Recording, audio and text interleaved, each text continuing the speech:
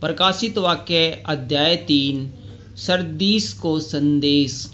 Sardis की कलीसिया के दूत को यह लिख, जिसके पास परमेश्वर की 7 आत्माएं और 7 तारे हैं। वह यह कहता है कि मैं तेरे कामों को जानता हूँ।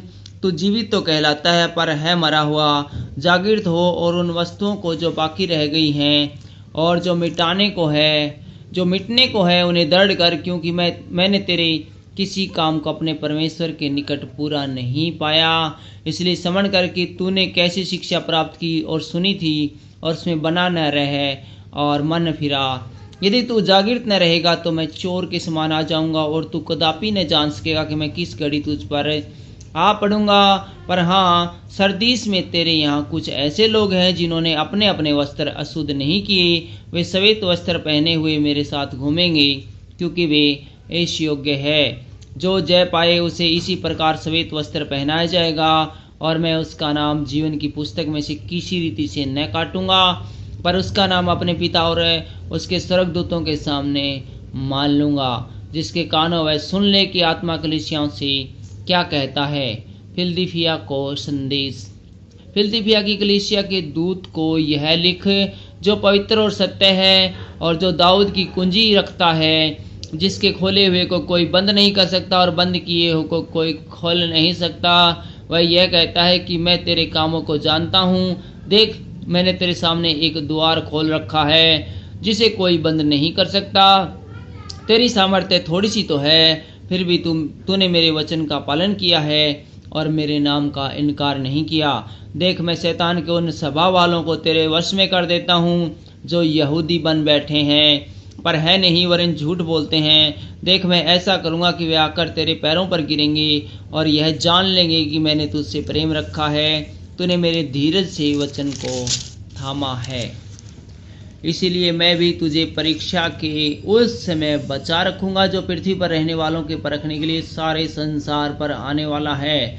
मैं शीघ्र ही आने वाला हूँ। जो कुछ तेरे पास है उसे थामे रहे, कि कोई तेरा मुकुट छीन न ले।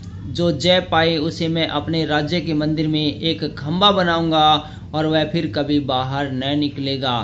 और मैं अपने परमेश्वर का नाम और अपने ईश्वर के नगर अर्थात नए यरूशलेम का नाम, जो मेरे परमेश्वर के पास से स्वर्ग पर से उतरने वाला है, और अपना नया नाम उस पर लिखूंगा। जिसके कान हो वे सुन ले कि आत्मा कलीसियाओं से क्या कहता है। लुकोदिया को संदेश। लुकोदिया की कलीसिया के दूत को यह लिख, जो आमीन और विश्वास योग्य और सच्चा गवाह है और परमेश्वर की सृष्टि का मूल कारण है। वह यह कहता है कि मैं तेरे कामों को जानता हूँ कि तू न तो ठंडा है और न गर्म है। भला होता कि तू या ठंडा या गर्म होता, इसलिए कि तू गुनगुना है और न ठंडा और न गर्म है। मैं तुझे अपने मुंह से उगलने पर हूँ।